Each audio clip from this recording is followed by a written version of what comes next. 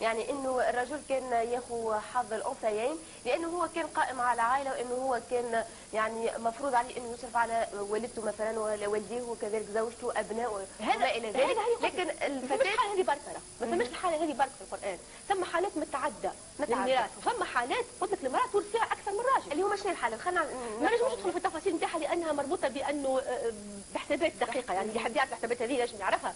بقينا ثم حالات انه المراه تورث اكثر من البو، لدرجه ان المفسرين تقلقوا. ثم المفسرين تقلقوا قالوا كيفاش الام تورث اكثر من الاب في بعض الحالات، وقالوا لا وبدلوا حتى المعنى نتاع الايه باش يردوا انه البو يورث اكثر. يعني ما تنسيش اللي ثم بيئه ذكوريه رجاليه وما زالت متطوره.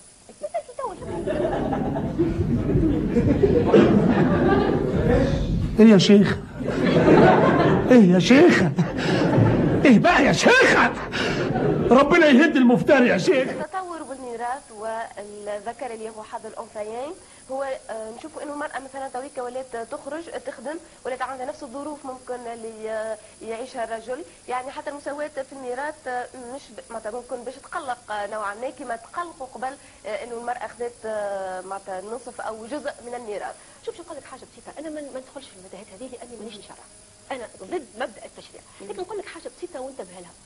المجتمع باش يفرض بطريقه شرعيه انه المراه والراجل ياخذوا قد كيفاش؟